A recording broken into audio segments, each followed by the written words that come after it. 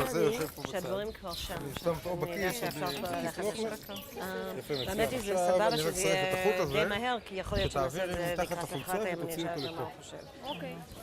אולי למעלה לא, אולי ואני נעשה את זה לקראת הסוף, אבל זה כי זה פה, בגלל זה... תעשי את זה אליי. איך תודה. אני ראיתי השלט. שום גיל לא טוב להיות בלחץ. כן, אומנם יש לי תרגילים להתגבר על הלחץ, כי הלכתי לעשות תרגילים שלא יהיה לי משהו נוראי, אבל אני רוצה שאני אהיה מוכנה ולא פתאום אהיה במקום שאין שם אפשרות לי. עכשיו אנחנו הולכים בדרך שנייה, לפני שאת תגידי לנו... לרחוב שער השמיים. שנייה, לפני שאת אומרת לנו. רד, צילמת כבר את הסרט? היום שמי ניצנה בן נחסין, היום ה-18, אם אני לא טועה, לחמישי 11, אני מראיינת את מלכה נתנסון בעיר העתיקה בירושלים. הצלם זה ירון ויינשטיין, והסאונד המקליט זה עוני אלבר, המפיקה זה אלונה בס. עכשיו אני רוצה לשאול אותך, איך קוראים לך? חיה מלכה נתנסון, מבית גרינברג. אוקיי, אז אם את יכולה להתחיל, שמי טה-טה-טה-טה, מאיפה את? אני ילידת הרוב היהודי. שנייה, רק אני אסביר לך. פה אני צריכה משפט מניה. שאת תגידי, השם שלי הוא טה-טה-טה-טה-טה, ומאיפה שאת באה. השם שלי בילדותי היה חי מלכה גרינברג. בת יחידה להורים ששיקלו לפניי 5 ילדים בינקותם, לכן הוסיפו לי שם חיה. אני על שם סבתי שהיא הייתה בולגריה, ושמה היה ריינה, והיא מתה מרעב במלחמת עולם ראשונה.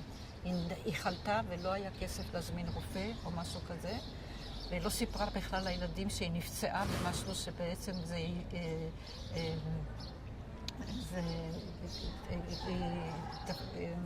כשזה תופס מוגלה, איך אומרים את זה? זה הזדהם.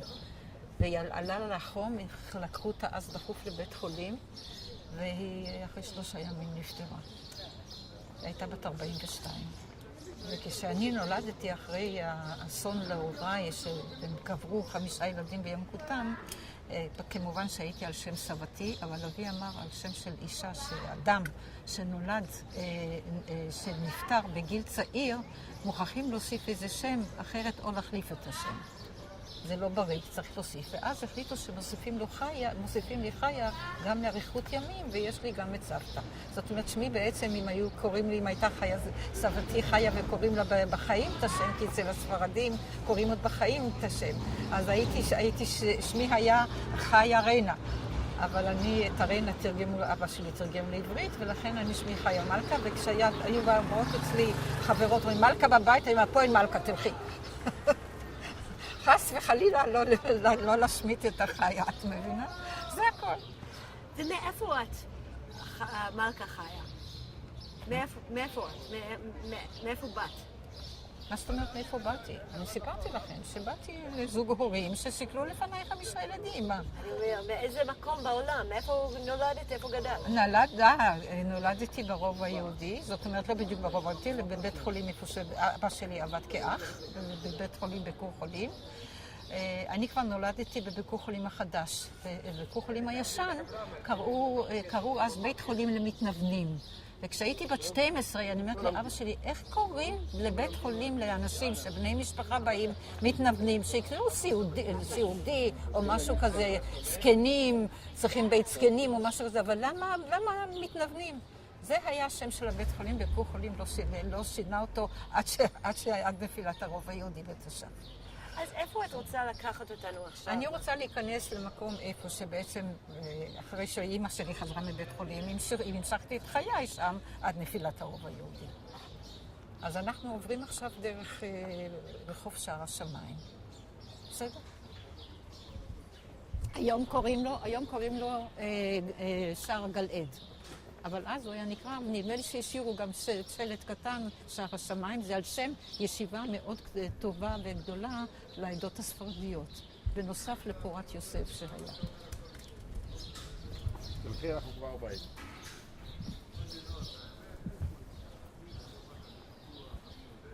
אגב, למה כל החנויות סגורות היום? פה אתה תושב? בוקר, לא התחיל... אבל בחייך, זה כבר 10. מה הקשר? אבל זה אוכל, אנשים לא מתחילים לאכול עד למה? 12. הכל הפך להיות אוכל? יש פה הכל חנויות אוכל, נהדרות. כל הרוב האוכל. הכל חדרי אוכל? זה אוכל, זה פיצה, שם למעלה זה לא, אבל יש לך שם חנות הדיה, שם פתוח. לא, אני לא צריכה אוכל.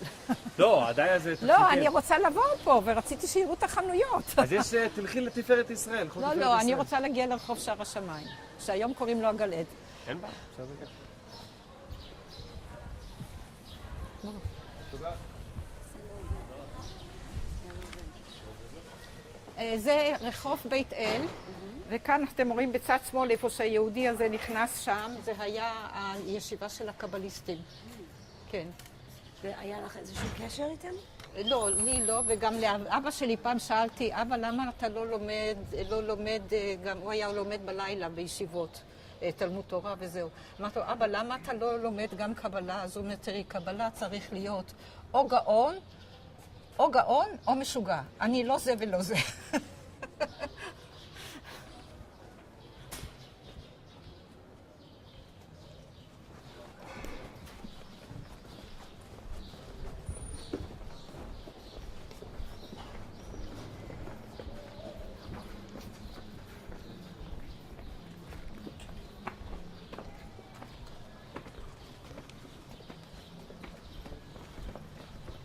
הנה, זה גם היום נקרא, ישיבת המקובלים, חסידים בית אל. אתם רואים פה בשטח.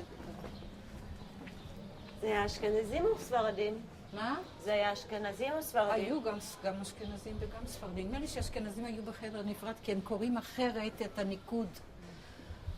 את יודעת, יש איזה שינוי, וזה אבא שלי הסביר לי, שהם קוראים אחרת קצת את הניקוד. אני אראה לכם תמונה של אבא שלי עם בן משפחה אחד, וכשאני אספר אותו, תזכרו את החלק הזה הקטן. זה לא היה רק חלק קטן פה, חנות קטנה מאוד. שם פתחו ועשו שניים. זה החנות למה? אני אסביר לך תכף, למה לא רגע, נגיע הלאה, פשוט שתסתכלו על החדר. אוקיי. כן? עכשיו בעצם זה הקו, אתם רואים פה, ועד לפנייה לאן שאנחנו רוצים להגיע לרחוב שער השמיים, זה כל ארבעת בתי הכנסת שבעצם כולם באופן כללי נקראים יוחנן בן זכאי, אבל היו 4 בתי כנסת, האיסטנבולי, אליהו הנביא, האמצעי ושל יוחנן בן זכאי הכי גדול. אני הבאתי לכם תמונה. אז רגע, היה לך קשר לבתי כנסת האלה? הקשר שלי, היה לי חברות גם ספרדיות וגם קורדיות, כשהייתי פה ילדה, כן. והיינו באים, כשהיה ברית או בשבתות שעושים קריאה לפני חתונה, אז בשבת שלפני חתונה יש איזו שמחה גדולה ומביאים כיבוד, אז היינו, החלונות של יוחנן בן זכאי היו כמעט עד למפלס של הרחוב, והיינו יושבות למעלה ככה, וזהו, לראות את כל הטקס. כי לא את כולם הזמינו, אז הזמנו את עצמנו דרך החלונות. את נכנסת כבר לבית כנסת הזה? מה? כן, הייתי נכנסת, כן. היו גם שכנות שלנו שהיו משותפים, היו שם אשכנזים וספרדים וקורדים ולדינויים, כל מיני, כן? אז היו לי חברות וחברים, ולפעמים היו מזמינים, לפעמים לא, אבל ידענו, אז היינו הולכים לראות איך זה, מה קורה. את יודעת לספר לי על הבית הזה? למעלה? כן. למה? לא, זה הבית של ההורים שלי. מה שהיה שם משפחתם? לא, הם לא גרו ב-48, אנחנו באנו ב-67. אחי נהרג במלחמת ששת הימים. אבי זה הרב גץ, היה רב הכותל. מי? הרב גץ. גץ לא מכירה, לא ודאי שלא מהתקופה שלו. אני יודע, אני שואל מה היה בתקופת מלחמת השחרור בבית. גרו פה, למעלה גרו. את יודעת איזה משפחות? אני לא זוכרת את המשפחות, לא. אני לא, גם פה גרו כולם, למשל, והיום זה מעורב. פה גרו הרבה קורדים. והיה אחד הרמו, שהוא היה נשוי לאישה. אני שומע בסיורים פה על משפחת קוקה. משפחת קוקה. קוקה אני לא מכירה. פה באה בסוף הרחוב. לא יודעת. אולי לא מכירה את המשפחה בכלל. אני לא הכרתי כל משפחה ומשפחה. איזה משפחה את? אני ממשפחת גרינברג. ואני בת יחידה. לא היו לי אחים ואחיות. ובאיזה גיל היית במלחמת השחרור? במלחמת השחרור בת 18.5. את זוכרת את הקרבות? או שהלכתם לפני הקרבות? לא, אני הייתי פה עד נפילת הרוב. הייתי אלחוטנית באצ"ל, והייתי... ועל ישיבת המקובלים? יצרתי רימונים. והייתי הולכת גם לעזור לבית חולים, כשפרצו הקרבות, משום שהצוות הרפואי היה דל מאוד. ואת נלקחת לתוך בבקשה? לתוך בית כנסת אליהו הנביא? אליהו הנביא זה פה, לא, זה. זה האיסטנבולי. לא מאמינה. למה? אליהו הנביא, איפה שהיו זה עושים את הכניסה הברית לאליהו מילה. הנביא. מתבלבלת, הכניסה לאיסטנבולי זה עוד פה. לא. לא מאמינה, בסדר. זה היה תכף אחרי שאתה יוצא מהדלת האחורית של יוחנן בן זכאי, היה חדר קטן עם כיסא. זה אליהו הנביא. זהו אליהו הנביא. זה פה. אפשר לראות בפנים? לא, יכול להיות שהם תכנסו מסביב. זה בית כנסת איסטנבולי שנדבר את זה פה, הדלת פה, הכניסה עוד מעט תראי אותה. בסדר, יכולה לשכוח קצת, עבר זמן. לא שוכחת. אני כל יום פה, לכן אני בביטחון מדבר. אז מי שקרא את ההוא, הסטנבולי הוא לא יודע. לא, כי הגזם. זה נבנה אבל הדלת, בסוף. הכיסא של אליהו הנביא זה שם, מה יש לו? אז הזיזו אותו. לא, יש את החדר. די. טעית קצת בעזיבות, החדר לא קרה הקטן, כלום. בשביל כן. חדר קטן כזה, יש נכון, דלת זה שם, כזאת. זה שם. כן? כן. ופה את יורדת לאיסטנבול, הנה עוד... הנה, אתם רואים פה, אבל פה נצרה, הרי לא היה לנו מים זורמים בבתים, גם בתקופת הקרבות, לא היו מים זורמים בבתים. אבל היה פעם בשבוע הבא, היו בוחרים מים של העירייה. ופה היה הברז של המים של העירייה. ביום רביעי היו באים כולם עם פחים, ובאים במקום לשאוב מים מהבארות, היו פה לוקחים פחי וממלאים בטנה הזאת מהמים האלה. למה רק... זה היה פה, ככה היה סידור, אני לא יודעת שזה רק לשתייה או משהו כזה, אבל גם את בורות המים היו מרססים. היה בא מישהו עם איזה ג'ריקן על הגב כזה, ועם משהו מרסס. לא בתוך המים את הבור, אלא על הדופנות של זהו, לא ירד למטה, אלא את הדפנות, כי מלמעלה הם נכנסים או משהו כזה. אז עם מה הם...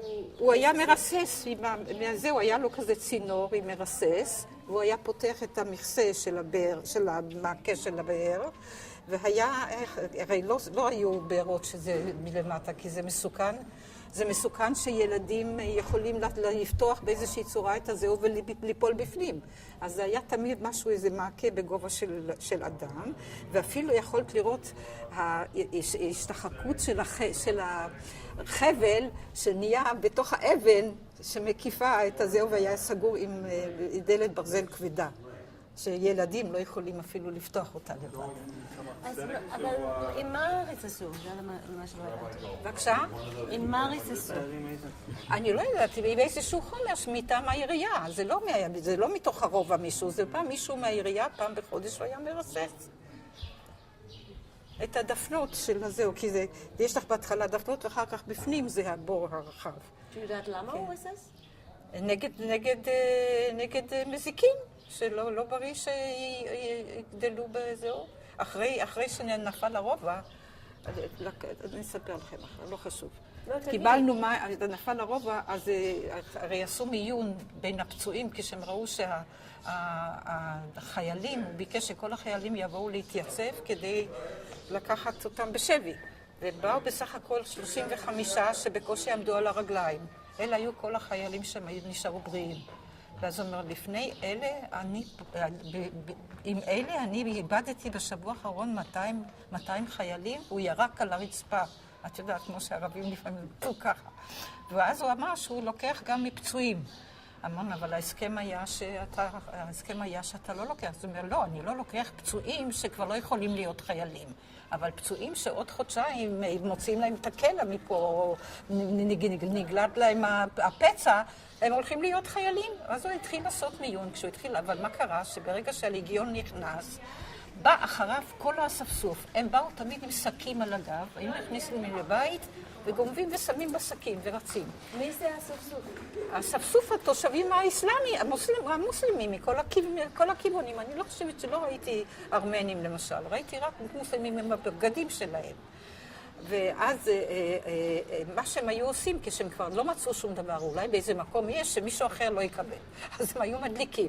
והם התחילו להדליק, והעשן התחיל להגיע לאזור של הפצועים, שאותם העברנו כבר ממשגב לדח כמה ימים קודם, שהיה מאוד מוגן, אבל היות והיינו צריכים בגלל פצועים נוספים, עתודה לא הייתה לנו ולא יכולנו למלא מקום של תצפיות של לוחמים בעמדות מסוימות, אז היינו נוטשים את העמדה.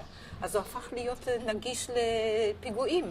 אז הוציאו את כולם לתוך בתי מחסה, אני אראה לכם שם באיזה מקום, הביאו לשם את כל הפצועים. אבל אני התחלתי לספר את זה בגלל שאלה שאת שאלת. המים, על הריסוס. כן. אבל יש גם על זה סיפור נוסף. אבל מה הקשר למים? מה הקשר הייתה למים? הקשר למים היה שלא היה, אי אפשר היה ביום לצאת ולשאוב מים. זה היה מסוכן. ולא היה אפשר אפילו מקומות שאפשר לאכול, והנה יכלו להגיע למקום אחד של בור אחד או שני בורות שהיה בתוך החצר, את מבינה? זה לא הספיק. אז בכל זאת פצועים, מפצועים יש לכלוך בזהו, אז זה הלך, אי אפשר היה לחבס, כי לא היה לנו מים זורמים בבתים. היה לנו תנזות. היה תנזות שבמטבח, זה התנזות שכל אחד היית רואה שיש שקית תלויה, שכששופכים את המים, שאפילו שריססו אותם מהבור, ולא של הגשם אלא של המים, זה מתנקה מכל דבר, ומכוסה על זה בצלחת, שעליו יש כוס, גם כן מאבץ, והיו עם הידית מוציאים ושופכים לסיר שרוצים לבשל בו, או משהו כזה, את מבינה? וזה היה. ובחוץ היו התנזות שזה לכביסה ולרחיצה או משהו כזה. מה זה תנזות? תנזות זה קדים מחרס. היו קדים מחרס קטנים בגודל כזה שהיו ממלאים אותם במים, מכסים אותם במשהו, וזה היו עושים את זה מהמים שהיו לוקחים מהעירייה, ושמים את זה על חלון שהוא בצל, וזה היה שומר על הקור של המים. את רצית לשתות מים קרים, לא היה משהו להקפיא. אי אפשר היה להקפיא, אבל כשהיה למשל חגים, כמו ראש השנה לפעמים הוא יוצא 3 ימים, נכון? אז מה? לא, היו לוקחים את הפיילוט, זה גיגיות גדולות של נחושת, וגם היו סירים של גיגיות של נחושת. אבל בגיגיות האלה היו קונים בלוק שלם של קרח, עליו היו שמים שק של יוטה, רטוב, ועל היוטה היו שופכים מלח בישול. מלח בישול לא נותן לקרח להתמוסס מהר. ומסביב לזה היו שמים את הסירים עם האוכל. כי יש לך בימים, בתוך השלושה, יש לך תמיד זה שבת באמצע. אז בשבת אסור לבשל, אבל בשני הימים האחרים אסור להדליק, אבל אפשר לבשל. אז תמיד היה איזה נר קבוע עם אש, שתוכלי להעביר ברגע שהולך וקובע. את מבינה? אז זה היה. אבל היה לנו צרות באמת עם הזהו, והחלטנו בשלב מסוים, באו ואמרו שצריכים, היות שהתחילו כבר הקרבות, כי היו גם פצועים לפני הקרבות מפה ושם קצת פיגועים, אז החליטו שאנחנו, ואז כל התושבים ירדו למחסנים. בכל בית כמעט היו מחסנים. אני אראה לכם את המקומות איפה שזה היה. שם היו שומרים את הפיילוט הגדולות של הכביסה. בכל בית היו כמה פיילוט בגדלים שונים. את מבינה? זה לפיה וזה למשהו אחר, לפעמים לעשות בצק או משהו כזה. ויש גם פעולה שאפשר להכשיר אותם לאוכל, את הגיגיות האלה. היו לוקחים אותם לאיזשהו חנות ברובע המוסלמי, וקוראים לזה אמבייד. אם את רואה בסיר נחושת, שיש פתאום כאילו קלפו ורואים את הנחושת האדומה וזה לא לבן, מה שאחר כך צובעים, זה עושה את זה כשר כבר לפסח. וזה עושה אותו תקין לבישול. אם יש זה, כבר מפסיקים לבשל בו ושומרים אותו עד לאמבייד אצל הערבי בפסח, וגם הבאתי לך תמונה שהיו משחיזים את הסכינים. תמונה שהראיתי לך, שאני אמרתי שאני אספר לך בדרך. את רוצה להראות לנו עכשיו? כן. איפה השקית שלי? שקית מאחורי. ברכה האחרונית. אבל התמונות אצלי. תראי? כן, אבל לא גמרתי לכם עם זה. כשהתחילו זהו והתחלנו, אמרו שכשהעבירו את כולם ירדו כבר למטה, אמרו צריכים להיכנס לבתים ולקחת מארונות את הסדינים ואת הציפיות שיש להם ולהביא את זה להקל על הפצועים. ואז כשהלכנו, אז הגענו גם למצב שאפילו לקחנו מפות שולחן שהפכו לעטוף כרית או לשים כסדין, את מבינה. והתנדבנו והיינו הולכים תחת מטח של ירי וזהו. עברנו אני ועוד אחת והתנדבנו מיד מי שהייתה המפקדת שלי, של הבנות ברובע. והלכנו ופעם אחת באנו למקום אחד היה ארון עם 3 דלתות. ולקחנו משתי הדלתות בתוך ציפית אחת יותר גדולה, והכנסנו את כל מה שהיה, ופתחנו את הדלת השלישית ונדהמנו. היו שם 3-4 מדפים, שעליהם היו במיון, אחד היה של סדינים, אחד של ציפיות, אחד של ציפות, ועוד מגבות שם היה, ומפות שולחן, וכל דבר היה לבן, מגוהץ, לא היה צבעוני, מגוהץ, מאומלן, עם עבודת רישליה אומנותית, וקשורה באיזה סרט, כל אחד בצבע של סרט אחר, עם עניבה יפה. ידענו שזה מישהי שהכינה נדוניה לחתונה. את מבינה? ואז אמרנו, בואי נעזוב את זה, יש לנו עוד בתים, ניתן את זה. תוך כמה ימים קיווינו כל כך שתיכנס בכל זאת תגבורת לוחמת, כי התגבורת הראשונה שהגיעה לא הייתה לוחמת. אמרו להם שהם באים רק לשמור על מקומות שנכבשו. ככה סיפר לי ויסמן, אחד מהמפורסמים בנגרות שהיה בירושלים. ואמרו להם שבאים, והוא הלך וגם כשהם עברו בהר ציון, כי הר ציון הייתה כבר כבושה בידינו, כשהם עברו בהר ציון, אז הוא כתב 2 פרחים, כי היו מחליפים אותם, היו אמורים להחליף אותם כל יומיים, כדי להביא לאשתו איזה פרח שגדל רק בהר ציון ואשתו עבדה. והוא הלך לשבי, הוא לא חזר להר ציון. אז לא היה שום דבר, והסמיכות האלה, מישהו השתמש בהם, אבל לא הקלה שלמענה הם הוכנו. את רוצה להראות לנו את התמונה או שנחכה אחר כך? כן. הנה, אני הבאתי לך את זה פה, דווקא בסוף, אני חושבת. דחפתי אותם בדיוק פה, אני לא יודעת אם תרצי את זה, זה לא זה. איפה שמתי אותם? לא פה. רגע, אני לא באתי עד הסוף, כן. אני הראיתי לך את זה לפני רגע, נכון? הראיתי לך את זה, אמרתי לך 2 דברים שאני רוצה להגיד לך, לספר לכם מה אני עשיתי איתם. הנה. הנה, אתם רואים את זה? עומד ערבי, עומד ערבי, ככה, זה, החלק הזה. ואז תדברי איתי. כן, ובזה יש, אתם רואים שיש גלגל, הוא שם פה רגל באיזשהו מקום, ופה יש לו את המשחז שמסתובב. כשהוא שם עם הרגל, כמו במכונת כביסה, זה משחיז את הסכין. אז זה המשחיז של זה, וזה כדי לצחצח נעליים, ולצבוע נעליים. רגע, אל תכניסי. כן. תראי את זה לניצנה. אני רגע עובר אותי. תראי לניצנה כמו שהראית לה... ככה? ככה.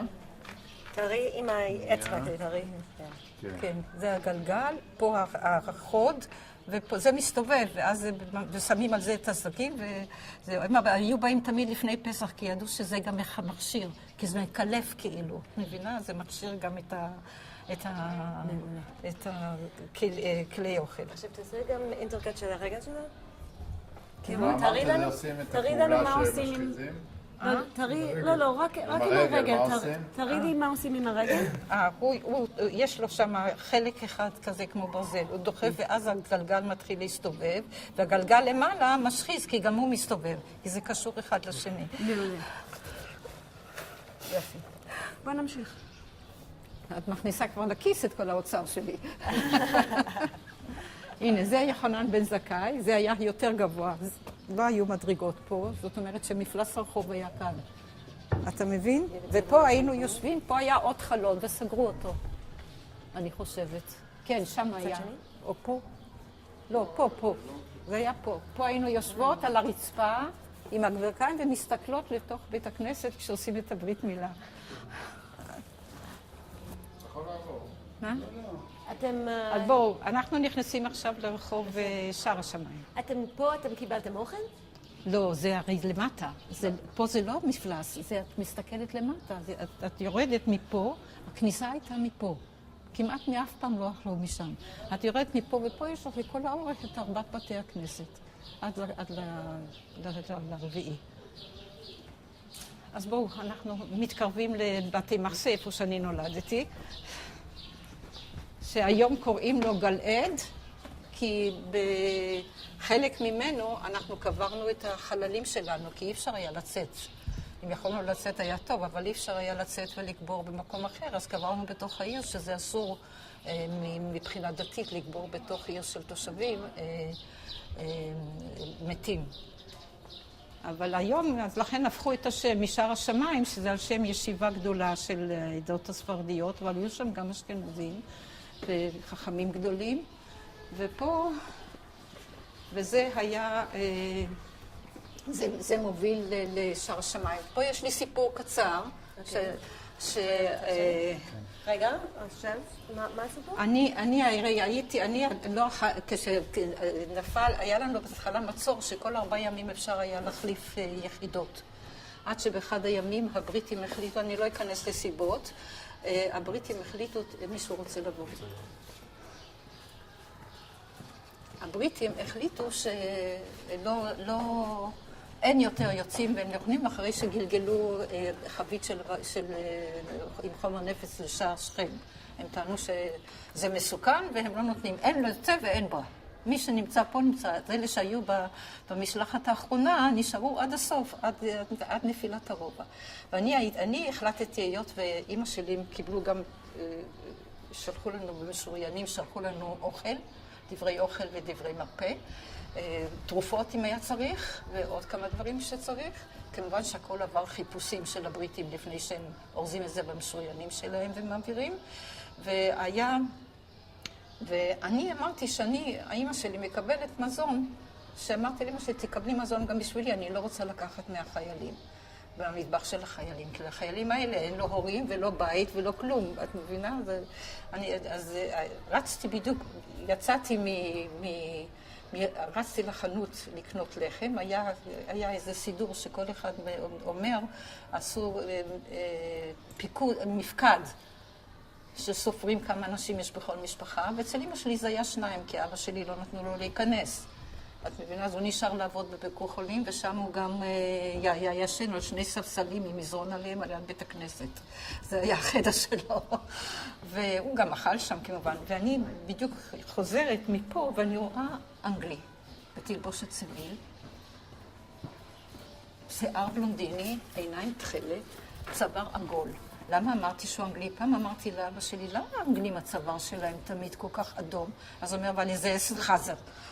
מפני שהם אוכלים חזיר. אז בשביל זה.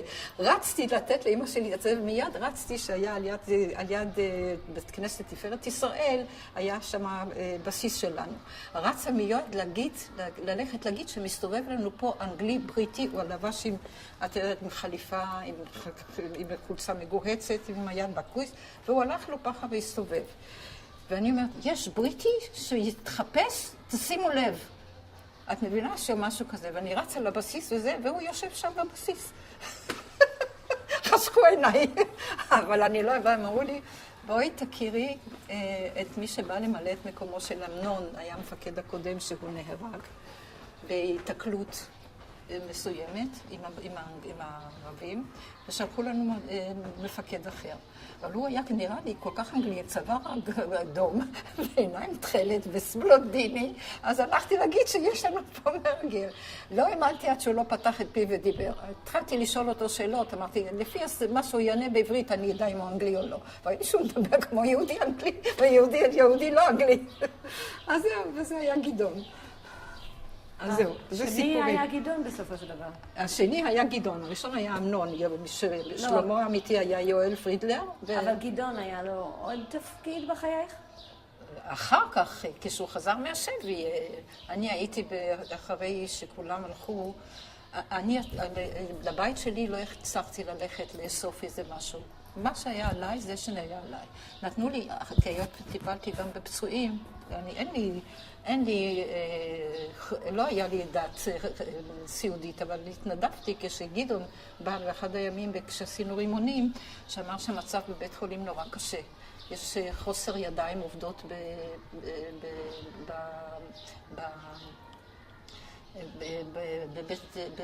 בבית חולים, במשגב לדעת.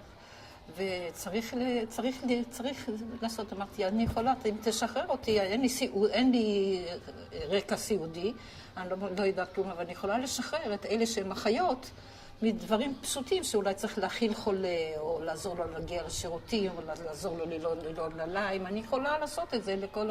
ופצועים היו לא רק חיילים, היו פצועים גם מהתושבים. את מבינה? אז הוא נתן לי וככה אני... גדעון נוי היה בעלך? מה? גדעון נוי. אחרי זה, כנראה שהוא שם עליי עין. אני הרגשתי, זה לא משנה, אבל... כל אחד מרגישה מי שם עליה עין, גם מהחיילים האחרים, זה לא משנה. ואנחנו גם שמנו עין על הבחורים, זה הדדי, את מבינה? ואז מה קרה? וזהו, הוא הלך לשבי, הוא היה בין הפצועים שהוא לא יכול היה להיות חייל. אבל... השאלה רק, האם משהו קרה ביניכם אחרי זה, כן, כשהוא חזר מהשבי, הוא הציע לי נישואים. לא היה שום דבר, ולי לא היה שום דבר. אמרתי לו, איך אתה רוצה נישואים? הוא אומר, אבא שלך ואמא שלך, את אומרת, גם תסתדרו. אז גם אנחנו נסתדר.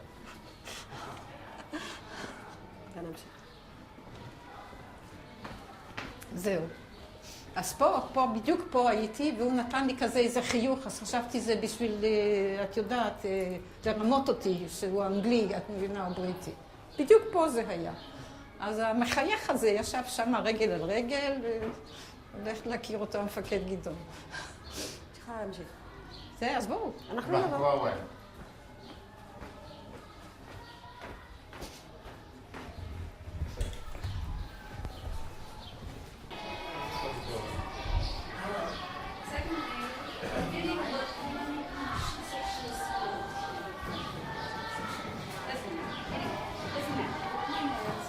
כאן אנחנו מגיעים לגלעד, שפה קברנו את כל החללים שלנו, גם האזרחים וגם החיילים.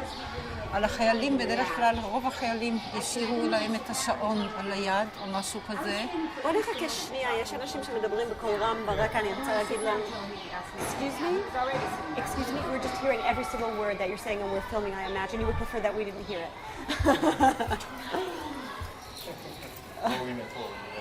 אוקיי, בואו תעמדי פה. כן, עכשיו, כשהגענו פה... בואו תעמדי פה. כשהגענו פה... עוד שנייה. תעמדי שם ואז תתחילי לדבר. ואם את יכולה להתחיל עוד פעם להגיד לנו איפה. בדיוק שם, ותגידי לנו איפה אנחנו. אנחנו נמצאים עכשיו במקום שבו נקברו, פה היה קיר, הוא היה מוגן. בשתי סיבות, גם כדי שזה לא יהיה קרוב יותר מדי, זה כאילו חוסם טיפה את הטמא. גוף של הרוג זה בעצם טמא, לכן לא נותנים לקבור אותם בתוך עיר. ופה היה גם גדר.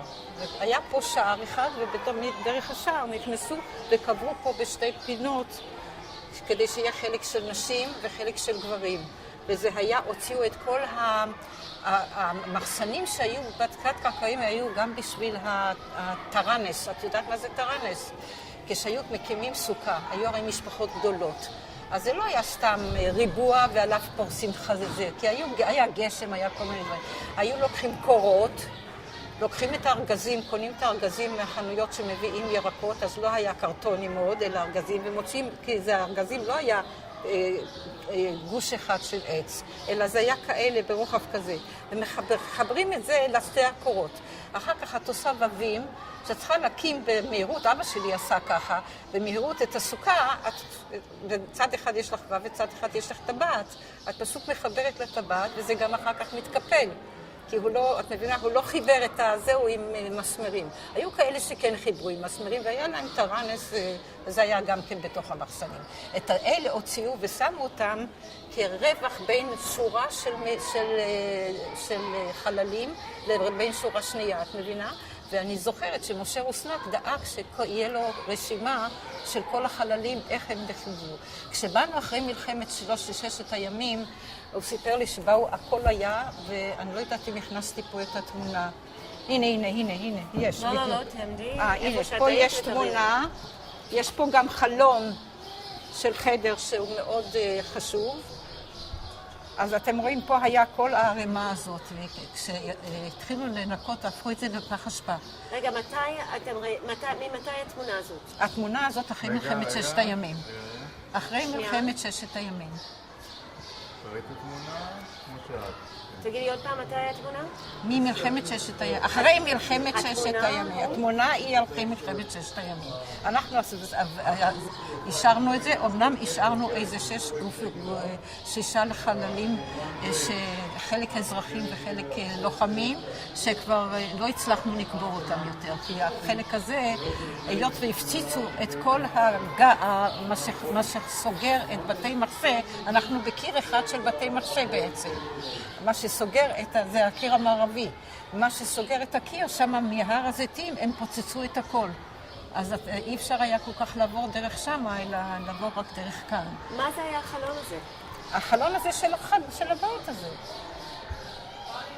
זה היה חלון של הבית, ואז עשו את זה. אחר כך התחילו לשפץ פה, כי לא רצו להפסיד את זה. אחר כך התחילו לשפץ, אז שתמו ובנו את החלק הזה מחדש. עכשיו, הכתב הזה היה מ-48 או מ-67? לא, לא, לא, לא, לא. אי אפשר היה להגיע אפילו לפה לכתוב. אני אומרת לך שהיה לנו על יד שער לילנטל, היה לנו שם, רק שם יכולנו, אבל שם לא היה מקום לקבור. אז השאלה הבאה, את אמרת שהיה הפרש בין גברים לנשים. כן, צד אחד נשים, אם זה היה הריבוע. כן, אז שם היו הגברים, פה היו הנשים. למה היה הבדל בין גברים לנשים? לא קוברים אחד על השני. הרי אם יכולת לעשות אחד על השני, אז אתה לא יודע איפה כל אחד היה, או עצמות של מי הם. את מבינה? אז זה בעצמות הראשונות ששלחו לבדיקה, נתברר שזה היה עצמות של חמור. זאת אומרת, חמור מת להם, אז הם זרקו גם את החמור לפה הערבים. עד שחמרו, ויש כנראה שקיעה של אדמה במשך שנים. היינו הרי קרוב 19 שנה בלי ירושלים העתיקה. אז כנראה שיש גם, קברו ממש עמוק כדי להגיע לקברים לחללים, עצמות החללים שלו. המקום הזה היה לו, כאילו זה היה במקום של הבית שלך, המקום הזה לפני המלחמה, היה לזה עוד... מה היה לזה? לפני המלחמה. היה לזה עוד... לא, אני לא יודעת. פה זה היה תמיד סגור. אני לא הסתכלתי אף פעם מה יש שם. אני חושבת שזה היה בהתחלה כן מן פח אשפה של כל הסביבה. בהתחלה. אני חושבת. אחר כך כדי שיקברו את זה פה, כדי שזה יהיה פחות או יותר סגור ולא קרוב, אז אולי ניקו בהתחלה לפני שקברו. אני לא הייתי בכל פינה ברוב היהודי בקרבות. זהו. אז אנחנו נתכוונן, אבל אני רוצה לספר לכם סיפור קצר עליי, על החדר הזה.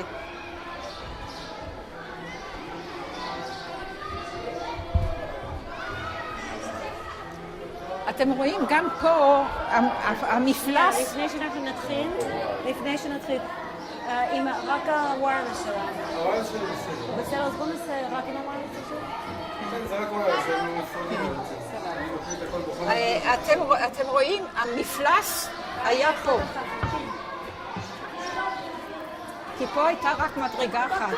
כל המפלס פה כנראה נפגע או משהו וחפרו ועשו העמיקו את הריצוף. כנראה גם כשחפרו כדי למצוא, יכול להיות גם בגלל שחפרו כדי למצוא, כבר לא רצו לבנות את זה עם מדרגה, אז הם עשו פה. מה שקרה, אתם יכולים לבוא, אתם רוצים לבוא? מה שקרה לי, אני סיפרתי לכם שאני הייתי אלחוטנית גם. לא עברתי שום קורס כשמינו אותי להיות אלחוטנית. אני הייתי מקבלת קוד, הייתי צריכה ללמוד אותו בעל פה, לזרוק אותו לפח אשפה, וזהו, ללמוד אותו בעל לזרוק לפח אשפה. ואחר כך היינו באים והיה לנו שעות מסוימות עם המטה בעיר החדשה, והתפלאתי שכל 15 יום אנחנו מחליפים מקום ושולחים לי קוד חדש. אמרתי, מה פתאום אנחנו כל הזמן מודדים את זה? אז הוא אומר, כדי לבלבל את המפענח. מה שהיה אז, וזהו, היה לוקח 3... בואו נחכה שנייה, יש מטוס. צעד אחורה, שלא נהיה בדיוק מתחת לחלון, אותו דבר,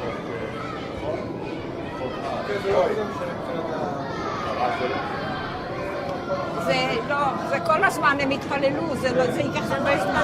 זה המטוס שעבר. לא, אבל זה לא מפריע שהם... זה בסדר, זה היה מטוס. זה בסדר? אוקיי.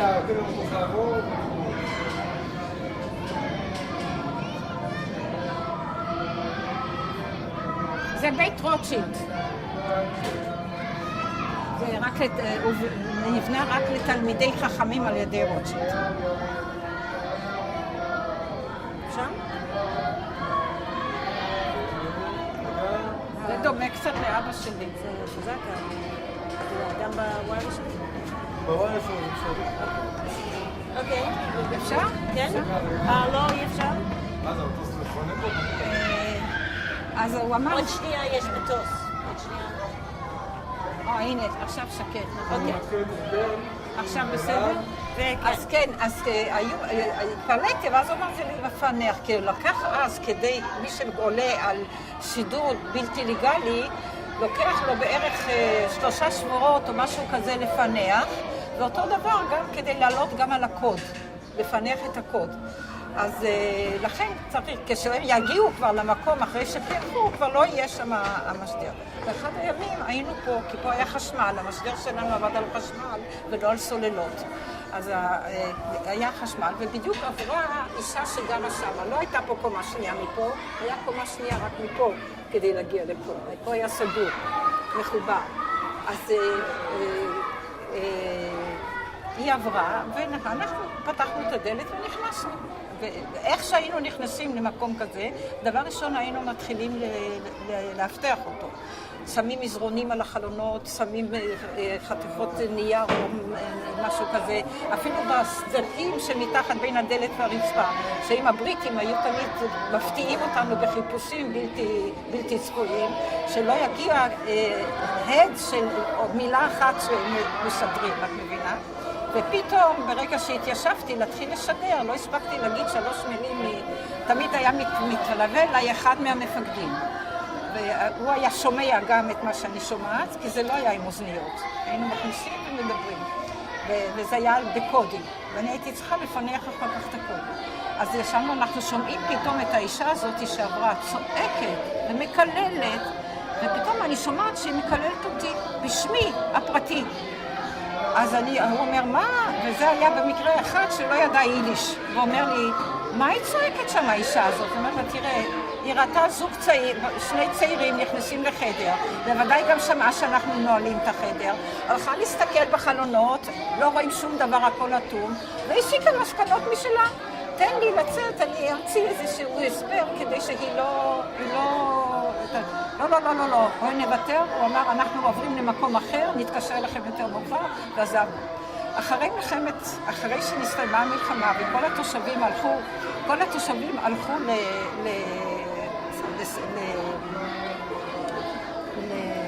לקטמון. בקטמון היה שם, פתחו משרד שהיה נקרא משרד בן דור. אחד בדור, היו שם 2 חיילות עם 2 דלפקים שעשו מפקד של כל התושבים שנמצאים, והיה מצב מאוד קשה, כי היו המון אלמנות קש שבעליהם הלכו לשבי, כי הם היו צעירים, גם אם הם לא היו לוחמים. אז באתי לבקר את אמא שלי, אני לא באיתי אצלה, כי הייתי בבסיס של האצ"ל. ואז היא אומרת לי, חי מלכה, נגמר לי הכרטיס היה לחודש. את יכולה ללכת? כן, תני לי את הישן, אני אביא להם את הישן ואני אביא לך את הכרטיס. כשעמדתי בתור, את מי אני רואה? את הגברת הזאת, היא פתאום נכנסת. ואז אני רואה אותה, היא ראתה אותי, פניה מתקרקמו והתחילה להתקרב. בגלל הפרוצה הזאת, הרוב היהודי נפל. אז אמרתי, אני אגש אליה ואסביר לה, עכשיו זה כבר לא סוד, זה כבר לא, אין לנו כבר בריטים. היא לא רצתה לקבל את זה, היא יודעת מי השם בנפילת הרובע, והיא לא צריכה הסברים. לא סיפור. את יכולה, ברגע שיעבור המטוס, את יכולה להגיד... זה גם הכניסו לחוברת. זה סיפור מצוין, מדהים אפילו, אבל אני רוצה רק, האם היה המשפט... היא הייתה גרה ממש שמה. אתם רואים שמה קיר עם חלום קטן. היא הייתה גרה שמה, אבל הולכים מפה ונכנסים עם שער מכאן. שנייה, פשוט היה מטוס. שמעו מה היא אומרת, זה לא כדי לכל.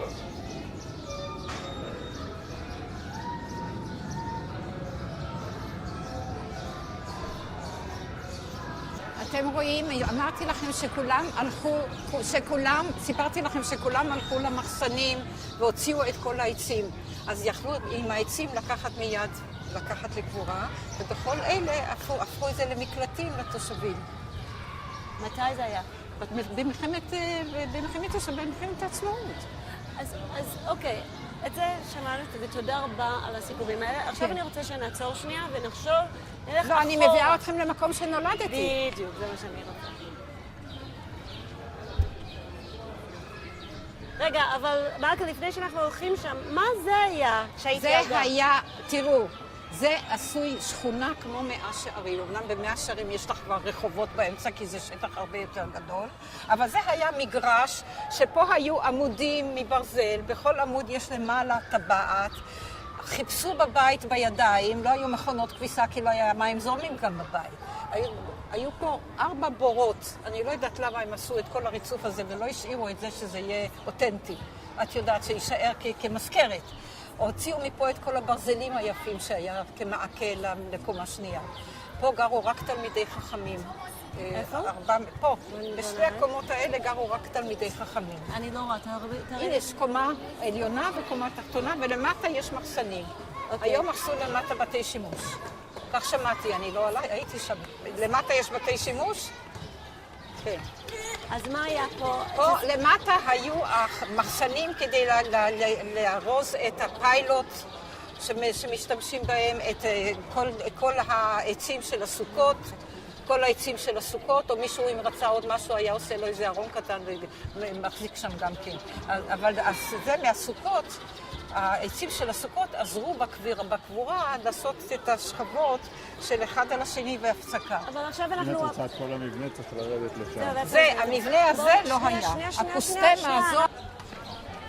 אוקיי, מלכה? טוב, הבניין שלפניכם זה בניין שקראו לו בית רוטשילד.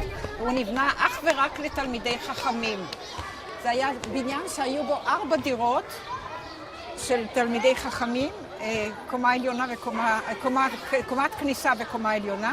מתחת לקומות היו מחסנים לשמירת כל דברי הסוכות ולשמור את כל הפיילוט שבהם היו משתמשים, כי לא היה מים זורמים בדירות. אבל מי בחר מי הם תלמידי חכמים שיכולים לגור פה? הייתה כנראה ועדה שבחרה מי הם תלמידי חכמים שיודעים שהם תלמידי חכמים, מנהלי ישיבות או משהו כזה שגר.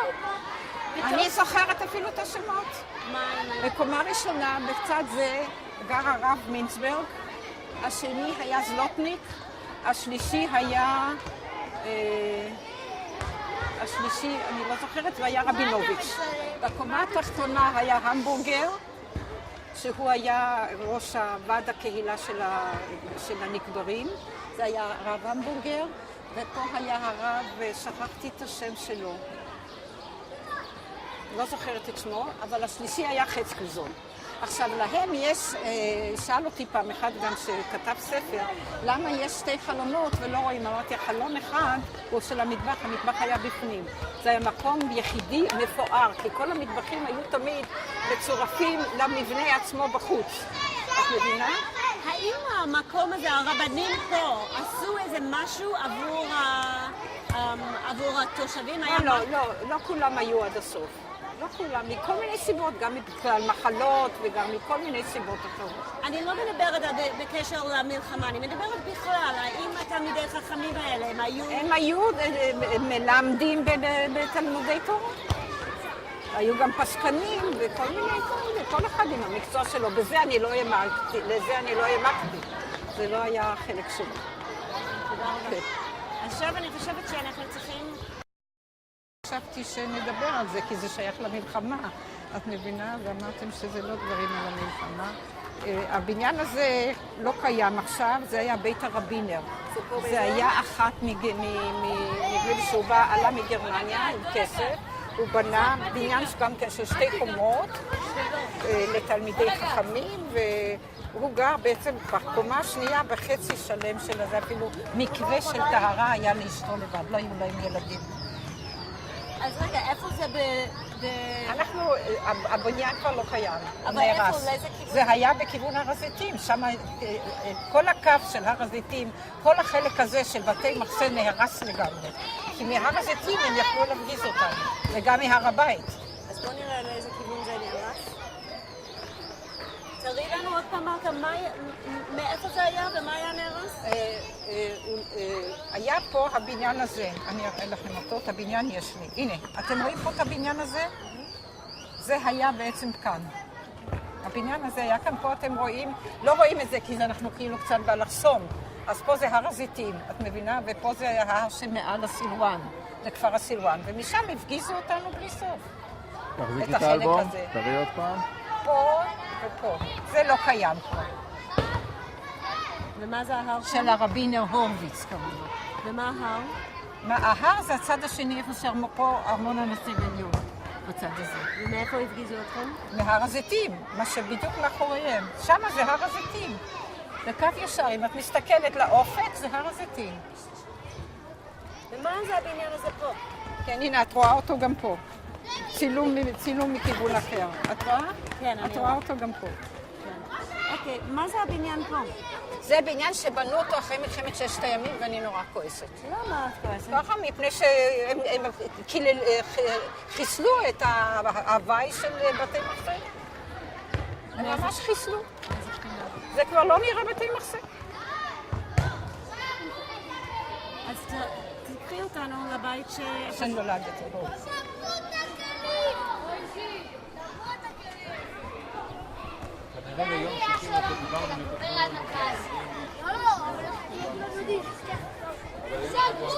שלום. אני רוצה להראות להם, לאלה שרוצים לעשות... לא, רק מראה להם איפה נולדתי. אני נולדתי פה. בפנים, כן, רק פה. משה! בוא רגע. ולספר להם גם על בית החולים. הרי אתה יודע שבית החולים בקרבות היה פה. משגב לדח היה מחוץ לבתי מחסה. ואני אראה לכם לאן העברנו את הפצועים, גם מצד השני אנחנו יכולים לראות. אבל לא, הרימו שם, הרימו את הגדר. את תצלם את הילדים? את תצלם את הילדים. רק פה. איפה זה יש שם? תגיד לו. הם רוצים רשות. אמרתי לך שיש מקומות שלא נותנים להיכנס. הוא יבקש רשות למנהל. תגידי, אחת מלוחמי הרוב היהודי? כן, בסדר? טוב. הנה, את רואה, גם פה לא היה מתחת לאדמה. זה היה בנוי, זה היה נקרא בתי הלוגנס. את רואה? זה 3 קומות. 1, 2, 3, כן? 3 קומות יש כאן. פה היה להם, מתחת לבניין הזה, גם פה היה עוד... בואו נהפוך. כן, בואו נהפוך את הבוטה. הלו. אז אוקיי, היית באמצע להסביר לנו על המקום הזה? בבקשה? על הארבע... פה היו 3 קומות. שנייה עכשיו. מה היה פה? פה היה עוד מבנה בשביל תלמידי חכמים של 4 דירות שגרו כאן, אבל פה לא היה תת-קרקעי, אלא מתחת למבנה היו מחסנים. מתחת למבנה הזה מחסנים גם שלהם וגם של הדיירים שנמצאים פה. מבינה? מי זה היה עוד? ופה מרבית האוכלוסייה הצטופפה צפיפות נוראית בקרבות. כי את בית החולים משגב לדח נאלצו לנטוש, ואמרתי שאני אראה לכם לאן הוא עבר. הוא עבר לפה, אבל רק לשתי הקומות התחתונות. כי הכיפה של בית כנסת תפארת ישראל בלטה פה, ושם היו כבר ערבים. אז הם יכלו פה לראות בקלות, לכן השתמשו רק פה, ופה בפנים הכנסנו את הפצועים על מזרונים על הרצפה. בוא נעצור, יש מטוס. בסדר? בסדר, אתה רואה? יכולתי להגיד לך את השם, הוא גם היה אומר לך מיד. אני קשורה גם לחברה לשיקום הרובע. תודה רבה, תכף. בואי, הוא נותן לנו להיכנס. הוא קיבל הוראה לתת לנו להיכנס אפילו עד יוצא על הגל. הוא אמר שכן אפשר. כן. חמודים. אז תסבירי. בואי תחזרי לפה, ואז גם משפחות ילדים. אז תסבירי מה היה פה. עכשיו, פה היה מקום של דיירים. מתחת למבנה הזה שאנחנו עומדים עכשיו עליו, שאין כבר את הדירות, כי הוא גם מופגז קשות ונהרס, ופה הדליקו. אז אנחנו נאלצנו, בשלב מסוים שדיברתי בהתחלה, היינו צריכים להעביר את כל הפצועים ממשגב לדח, כי הוא הפך להיות נגיש לפיגועים. העברנו את כל הפצועים לפה. הפצועים היו בתוך הקומה השנייה, על הרצפה. כי איפה שאתם רואים את הכימורים האלה, חלק מזה היה מטבח. ועל הרצפה אנחנו שמנו את המזרונים, ועל המזרונים השכבנו כדי שאם בכל זאת יחדור גם משם איזה כדור או צליפות, שזה לא יפגע בזהו. על הרצפה, היות והקיר הזה הוא די עבה, אתם רואים, הוא קיים עד היום, אז הקיר הזה היה די עבה. המחסנים שלהם היו מתחת לבניין הזה. הוציאו את כל הדברים מהמחסנים, מה שהם קראו, וכולם התחבאו בפנים. אפילו אלה שגרו מסביבות בית כנסת, בית כנסת לא, אבל פה היו כל התושבים של בתי מחסה. מלכה, אני רוצה שנפסיק עם הדיבורים על המלחמה עכשיו. אני רוצה רק עכשיו לשמוע את ההוואי של החיים פה, כשאנחנו מסתכלים. ההוואי של החיים היה קודם כל אחד ידע מי חולה. בפרט אני, כשכל הסביבה שלי ידעו שאני בת יחידה, אז כשהייתי חולה, כולם היו עניים, גם אנחנו היינו עניים. היו מביאים לי תפוח עץ. אני כשהיה לי חום, הייתי מכניסה ברור בפה רק מים. לא יכולתי לאכול כלום. אז היו מביאים לי רבע תפוח עץ, כי הם לא יכלו להביא את כל התפוח עץ, כי זה בשביל 4 ילדים. את מבינה? אז היו מביאים לי פלח, אבל הייתי אומרת תודה, לא, אני לא אוכלת. אז אמא שלי הייתה גם אומרת, עם חיימן קלה אי אפשר. היא לא רוצה, היא לא תוכל. חבל, תיקחו את זה בחזרה. את מבינה? זה היה מצב, וכל אחד ידע מה שאני מבשל, וכל אחד למד מהשני גם מה לבשל. אמא שלי הייתה מומחית למילוי מעין. קישקה, את יודעת מה זה קישקה? והייתה עושה את זה מהר מאוד. איך היא הייתה ממלאה? הופכת אותו לצד שמאל, עושה קשר אחד, וכשהיא רוצה למלא, היא פשוט שמה את הקשר פה ומתחילה לדחוף, ואז הוא נהפך בעצמו. את מבינה? ולא רואים את הקשר בחוץ. רק קשר אחד למעלה. ואז כל אחד, כשהיה שמחה, היו באים לשני שתבוא לעשות להם קוגל, ושתעשה להם קשר. מה שהיה עוד מאוד יפה, פה היה זוג שלא היו להם ילדים. היא הייתה מאוד שמנה, הן יקראו לה, אישה מקסימה, טובת לב, אהבה את כל הילדים, לא היו להם ילדים. בעלה היה תמיד חתן תורה. כשהיו יוצאים מבית הכנסת, היו באים אליה, היא כבר הכינה קודם, ששלחה לתנור שתי סירים ענקיים של נחושת שבהם היא עשתה את הקוגל והייתה שמה קישקה. עכשיו אתם יודעים שבשמחת תורה יש באיזה מקום דין שמותר להשתכר בשמחת תורה ובפורים. אז הוא היה משתכר והיה עולה על אחד הגגות, אני אראה לכם תכף את החצר, איך היא נראתה קודם, אחד הגגות עם זהו שלו, והיה מתחיל לשיר. כשהיו מלווים את החתן תורה לבית שלו, היא הייתה עורכת שולחנות לכל המסדרון. זה היה מסדרון, לא היה פה קיר בין זה לזה, אלא רק הכניסה מתוך המסדרון לדירות. אז הוא היה עולה על הזה, ופתאום מתחיל לשאול, מחי, הרי מתחילים להגיד מוריד הקשר. יש מוריד הטל ויש מוריד... היה מחי, משימת תורה להושיע מיתה כול, משתיק לקישקה. אז בוא נלך לבית שלך. מה? בוא נלך לבית שלך. כן, בואי.